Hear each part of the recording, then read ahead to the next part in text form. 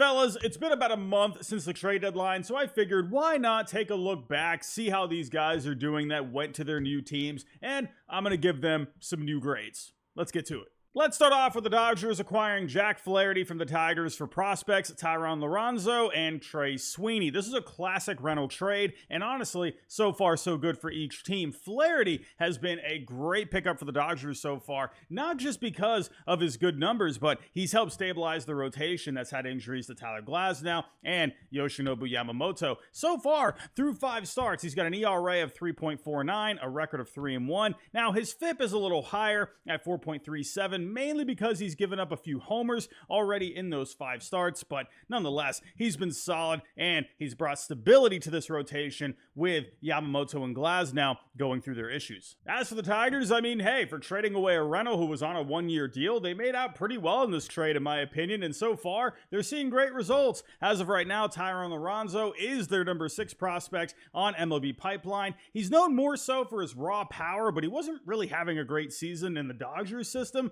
But since coming over to the Tigers, he's been hitting really well.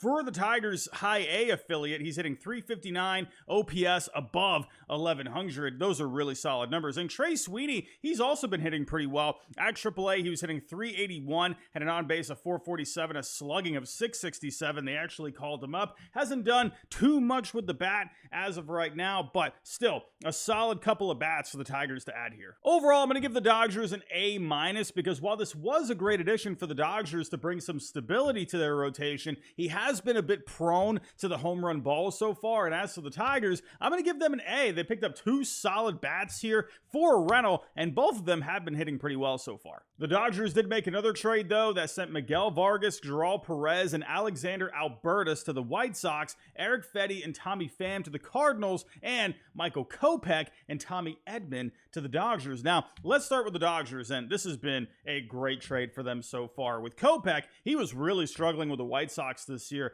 but look what happened. He went to the Dodgers. They completely turned him around. They did the same thing with Ryan Brazier last year. He's only given up 1 run in 14 games so far. He's been striking out a lot of batters. He is basically their closer now. He has been absolutely fantastic, and they got Tommy Edman back. He's missed pretty much this entire year, but this is a guy that has a lot of versatility, a good track record. I think this is going to be a good addition for their team down the stretch and for the playoffs. As for the Cardinals, they got back Eric Fedde. Now, he hasn't been as effective with the Cardinals. He's been a bit more up and down, but nonetheless, still a decent pitcher to add for the rotation, and they have him for next year as well. And the main piece the White Sox got back was Miguel Vargas. He was a top 100 prospect last year, but he has really fallen off here in the last couple of years, and with the White Sox, he has barely hit at all. For the Dodgers, I'm going to give them an A+ for turning around Kopech, and they get a solid player in Edman as well. For the Cardinals, I'm going to go with a B because the only player they gave up was Edman, who they didn't really need anymore anyway. They got a lot of young talent there, and they get a veteran, Eric Fedde, who is under control for next year as well. So that'll be a decent piece of that rotation in 2025.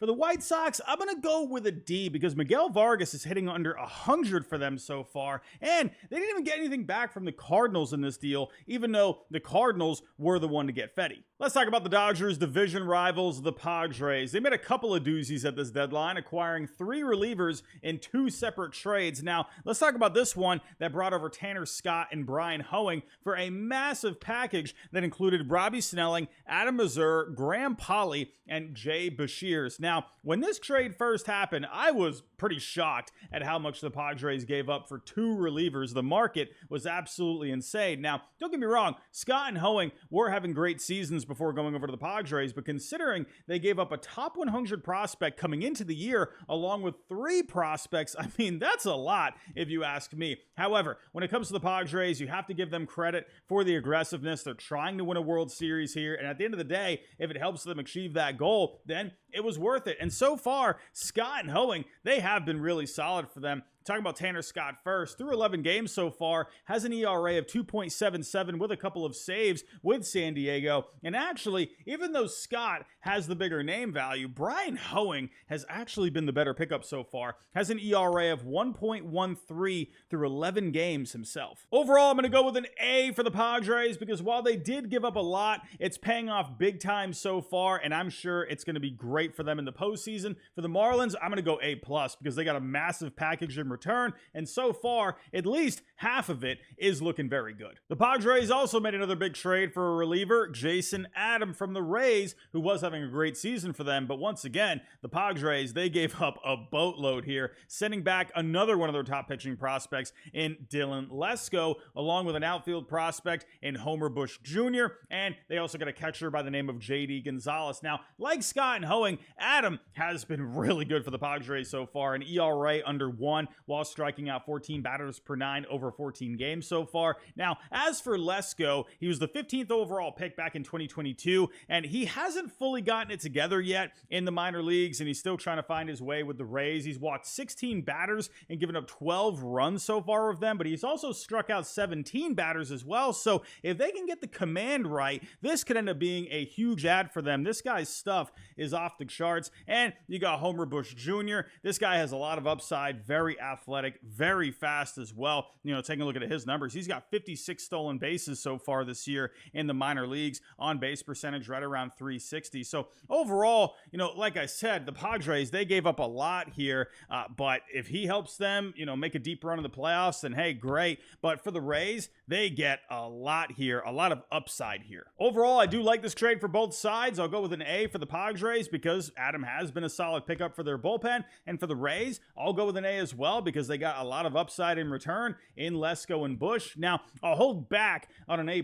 for now because it looks like, you know, Lesko is still trying to figure things out, but again, like I said, there's upside there. The Rays also made another big trade by sending Randy Arozarena to the Mariners for a couple of prospects, Aiden Smith and Brody Hopkins, along with a player to be named later. We always love the player to be named later, but we've all seen what's happened with the Mariners as of late. Even after bringing on Arozarena, along with Justin Turner from the Blue Jays, the team has still struggled as a whole offensively, which even led to the dismissal of manager Scott Service, who was replaced by former manager Dan Wilson, along with Edgar Martinez being the new hitting coach to try and spark the team. Since then, the Mariners have won 5 of 7, and they are looking a bit more consistent offensively. As for the trade, though, Arozarena has been solid for the most part, hitting around 250 with an OPS just under 800, along with a 386 on base. That's not bad. Now, as for the Rays, I got a couple of guys here. Aiden Smith, he is hitting pretty well in the Rays system as of right now, and Brody Hopkins is pitching pretty well for the Rays too. For this trade, I'm going to go with a B+ for the Mariners because let's be real, Arozarena wasn't really the cause for the slumping offense prior to Service being dismissed, as he has been pretty solid, and he has club control. He's under control for another couple of seasons here. I would like to see Arozarena's slugging percentage come up a little bit, though. It's down from his career average, but as for the Rays, I'll go with an A because they got a couple of pretty solid prospects here, and both of them are performing pretty well. Sticking with the Rays, they also traded away Yusei Paredes to the Cubs for Christopher Morel, along with a couple of prospects in Ty Johnson and Hunter Biggie. Now, for Paredes and Morel, neither have been hitting all that great so far for their new teams, so I think we're going to have to revisit this one down the road. Now, when it comes to Paredes, I think he has more of a floor, which I think for the Cubs, that's going to be a better fit, and Christopher Morel and his higher ceiling, I think are going to be a better fit for the analytically driven Rays. Now, when it comes to the prospects, Ty Johnson has been amazing for the Rays so far, 19 2/3 innings pitched, an ERA of 0.46, a FIP of 0.91. My goodness, this guy is looking really good. He's got a good fastball and a slider as well. And looking at Hunter Biggie, now this is a guy who I think could end up being a future closer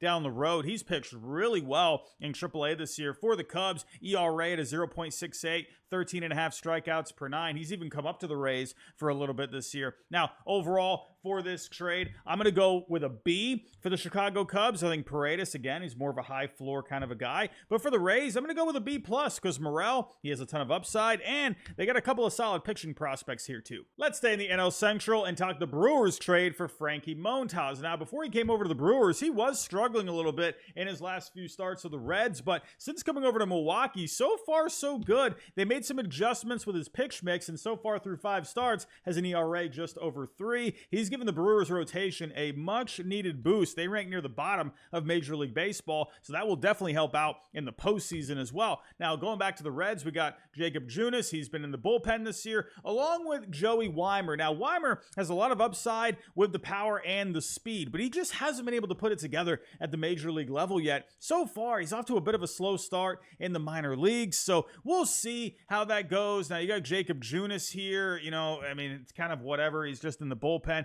Overall, I like this for the Brewers. I'm going to go with a B+. Gives them a bit of a boost here in that rotation, and it's going to be another option for the postseason. Now, when it comes to the Reds, I don't know. I'm going to go with a C. I mean, Weimer definitely has some upside there. Let's see if they can tap into it. But I feel like with what other teams were able to get back for pitching, I feel like you could have gotten more back here for Montas, but let's see if they can tap into some potential with Weimer. Let's go back to Miami and talk about the other guy they traded, and that's Jazz Chisholm. Now, I think this was a great move for the Yankees, and I loved it when it happened, and a lot of people were thinking at the time, oh boy, here we go, Jazz Chisholm. He's got problems off the field, and he's going to the Yankees. This is a bust waiting to happen. Well, actually, it's been the complete opposite. Now, sure, he did miss a little bit of time with an elbow injury, but with the Yankees so far, he's hitting close to 300, OPS close to 1,000, 9 home runs, 6 stolen bases. He's running the bases well, which the Yankees really needed. He's definitely been a boost for this lineup, and they got him for 2 more seasons after this year. As for the Marlins, they got back a bit of a thinner than expected package because Jazz's market was a bit limited, but overall, I think they did okay here. They got a much needed catcher for their system in Agustin Ramirez, along with a couple of infielders here in Jared Cerna and Abraham Ramirez. Now, Agustin Ramirez, there are some questions with him catching full time, but he does have some good upside with the bat. He's been hitting a little bit better so far at AAA with the Marlins than he was for the Yankees affiliate. Now, as for Cerna, this guy's having a pretty solid season in the minor leagues, and since coming over to the Mariners system, he's hitting over 300, over a 900 OPS through about 20 games so far. And as for Abraham Ramirez, he's a bit of a wild card, but has been hitting pretty well in the minor leagues this year. Overall, I got to go A+ for the Yankees here. They added a club-controlled bat who's about to go into his prime with speed that they needed, and they only gave up a couple of prospects here that were probably blocked for the long term. Now, for the Marlins, I'll go with a B+ because they got back a decent package, but again, with Jazz having 2 more seasons of control after this year going into his prime, I feel like the Marlins should have been able to get a bit more. Let's head on over to the Astros and talk about Yusei Kikuchi. Now, earlier I mentioned the Padres had to give up a lot for Tanner Scott and Brian Hoeing, but man, oh man, the Astros also had to give up a lot here for Kikuchi. However, like the Padres trade, this is working out so far. Through 5 starts, ERA just under a 3, a FIP at around 3.5, while also upping the strikeout per 9 rate from 10 per 9 with Toronto to 11 per 9 with Houston. They kind of switched up his pitch mix a little bit, getting the slider around 20% more of the time, curveball about 20% less of the time. So Yusei Kikuchi, he has really worked out for this Astros rotation so far, and that's a big boost considering Verlander is still trying to make his way back, still trying to find his form a little bit after coming back from injury. For the Blue Jays, though, they did very well here. They got back the Astros number 9 prospect, pitcher Jake Bloss, along with a couple of position player prospects, outfielder Joey Loperfido, and infielder Will Wagner. Now, Bloss did get rocked in his last start at AAA with the Blue Jays, but on the Astros farm this year, had an ERA under 2 over 8 starts. I think Bloss is going to be really solid, has good velocity, has good stuff. But the guy that's contributing the most is Will Wagner. He's basically their everyday second baseman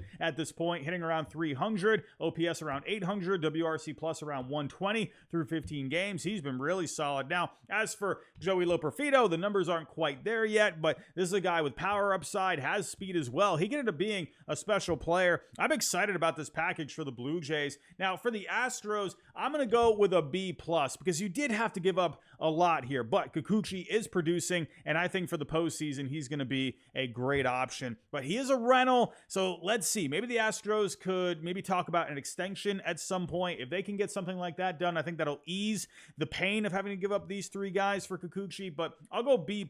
But for the Blue Jays here, I mean, I'm going to go with an A. I mean, they got back a great package here. Will Wagner is already producing for them, making a case to be an everyday guy for next year. Loperfido, like I said, has good upside. And Jake Bloss, this is a guy that could be in the rotation for them next year. Let's stay in the AL East and talk about the Orioles acquiring Zach Eflin from the Rays, Trevor Rogers from the Marlins, along with Sir Anthony Dominguez and Gregory Soto from the Phillies. Now, let's talk about the Zach Eflin trade first. Now, Eflin has been dealing with some shoulder stuff lately, but he should be okay moving forward. Now, before that, he was pitching great 4 starts, at least 6 innings per start, while posting an ERA just above a 2, a FIP just below a 3, while only walking 2 batters per 9. Not bad numbers if you ask me. So he's going to be fine moving forward. He's going to be making his way back here soon in the next week or two. He's going to be a big part of the Orioles World Series dreams for this year. A proven postseason performer. I really like the addition of Eflin there. And as for the Rays, they got back a few prospects. They got Jackson Ballmeister,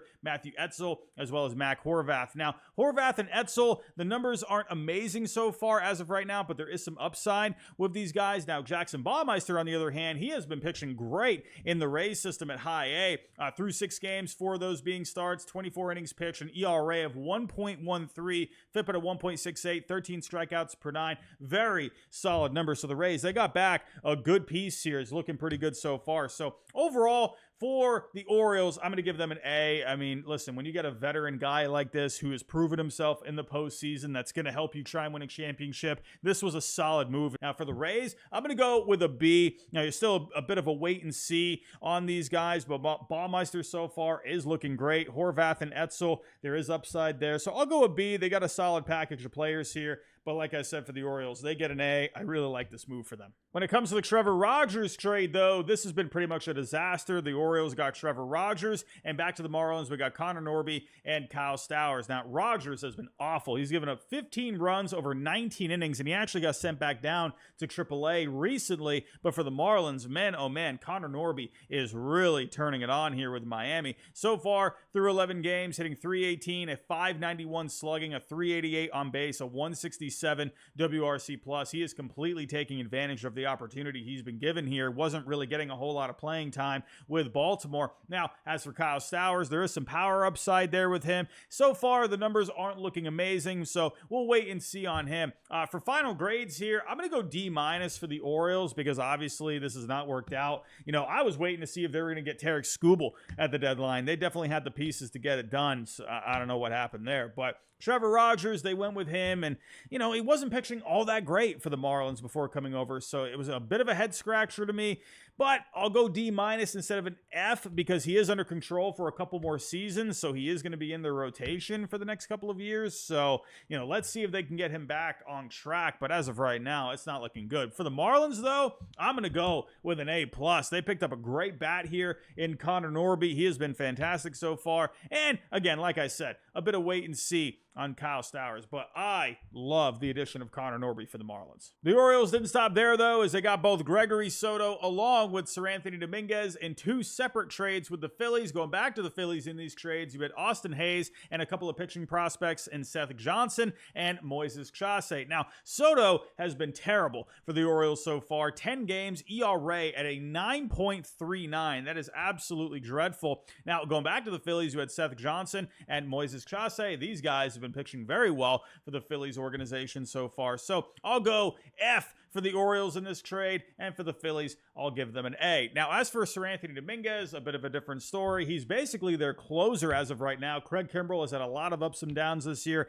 Dominguez, ERA right around a 3, but the FIP is a bit higher, right near a 6. He's giving up some home runs to the Orioles so far, so I'm a little worried about him moving forward. Let's see how it ends up going there. But going back to the Phillies in this trade, you had Austin Hayes. They brought him in to be a platoon bat with Brandon Marsh out there in the outfield, and so far he is hitting lefties very well. For this trade, you know, I'm a little worried about the home run ball with Dominguez, so I'll go, but again, it was a good ad for the bullpen, so it's kind of hard to hate the ERA as of right now. I'll go with a B for the Orioles, and then for the Phillies, I'll go with a B as well. The Royals also made a couple of trades at the deadline, the big one being Lucas Erceg, and this guy has been fantastic since coming over. He's now the team's closer. He's got 5 saves through 13 games with a 2.63 ERA, a 1.27 FIP, 10.5 strikeouts per 9, 1.3 walks per 9. Absolutely fantastic numbers, and he's not a free agent until 2030, so 5 more seasons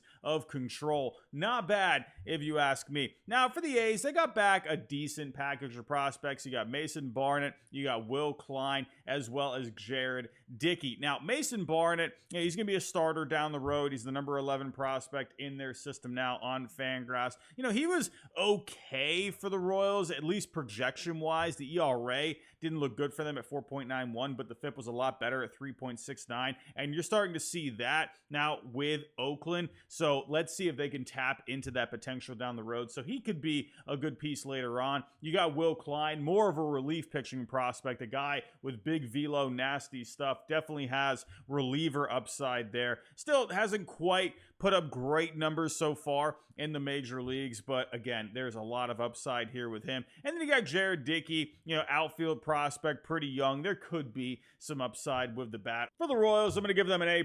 They basically got themselves a closer for the next 5 seasons. And for the A's, I'll give them a B. I feel like they could have gotten a lot more here when you see what the Marlins got back for guys like Tanner Scott, what the Rays got back for Jason Adam. I feel like the A's could have gotten back a bit more here. But, a decent package of prospects, I'll give them a B. And the other trade for the Royals is getting Paul DeJong from the White Sox. And this guy's been great since coming over. Through 22 games, he's hitting .284 with a .355 on base, a .597 slugging, 6 home runs, 14 RBIs, playing great defense. Also has a club option for next year. I wouldn't be surprised if the Royals exercise that. He's pretty cheap. AAV only at $4.3 million. What a great pickup this has been for the Royals. And as for the White Sox, they got basically a relief pitching prospect in Gerald Rosado, a guy with a good fastball, curveball, putting up good numbers for the White Sox so far. He was pitching really well for the Royals A-ball affiliate this year, but then he came over to the White Sox and he's still keeping it going here. ERA at a 2.53, FIP at a 2.43, 14.3 strikeouts per 9,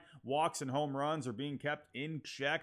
Hey, so far, decent pickup here. This guy could end up being a good piece in the bullpen down the road. Now, for the Royals, I'll give them an A. I mean, hey, look at those numbers. These are great numbers so far, giving the Royals another bat that I think they needed in that lineup. He is really stepping up for them. And for the White Sox, hey, I'll go with a B. Rosado could end up being a guy down the road, ends up giving him a good arm in that bullpen. Another reason the Phillies get good grades for these trades is, oh, hey, that rhymes, is because basically they swapped out Dominguez and Soto for Carlos Estevez from the Angels and Tanner Banks from the White Sox. So far, Estevez has been very solid in the closer role for the Phillies, ERA just above a 2 with a couple of saves. As for the Angels, they got back a couple of decent pitching prospects in Samuel Aldegari and George Klassen. Now, Klassen has struggled a little bit so far in the Angels system, but he's got really good stuff, a lot of upside there. Aldegari, on the other hand, more of a command over stuff kind of a guy, but still has pretty decent stuff overall. Just got called up not too long ago after a few decent starts in the minor leagues. So for this trade, I'm going to give both teams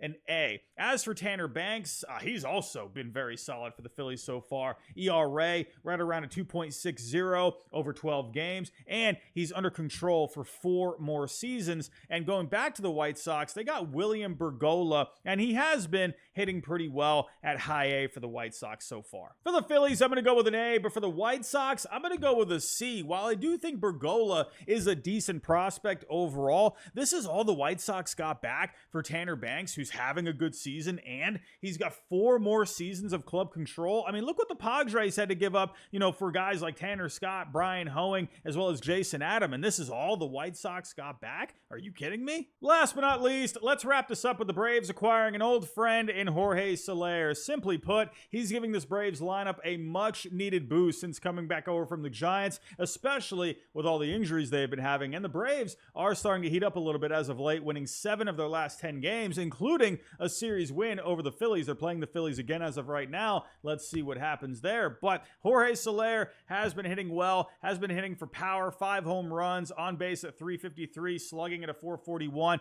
He needs to be a little bit more consistent. He's only hitting 191 as of right now. Now, going back to the Giants, they got Tyler Matzek. I mean, he's already been released as of right now, so there goes that. But they also got back Sabin Caballos. Now, this is a guy who has been hitting pretty well at high A for the Giants so far. Has some power upside there, so I think this could be a sneaky addition for the Giants down the road. So keep your eye on Sabin Caballos. But I'll say here for the Braves, I'm going to give them a B+. I want to see a bit of an improvement with that batting average. He is providing that power. He is providing that protection in the middle of the order. The Braves really needed that. And for the Giants, I'm actually going to go with a B+ as well. Now, they got back a pretty decent prospect here in Sabin Caballos, and they were able to get rid of pretty much all of Jorge Soler's contract for the next couple of years. So, it would have been nice. Maybe they could have taken advantage of that market a little bit more, maybe try to squeeze out one more prospect, but I'll give them credit here. They got themselves a guy who has some sneaky upside. So those are my grades a month later, and I know there's a lot of trades I didn't talk about in this video. If I did include all of the trades, this probably would have gone about 2 hours long. So let me know down below in the comments. Talk about some other trades that I didn't talk about in this video. Give me your grades down below in the comments. But everyone, that's all I got for right now. If you can on the way out, hit that like button for me, subscribe if you're new, and I'll talk to you next time.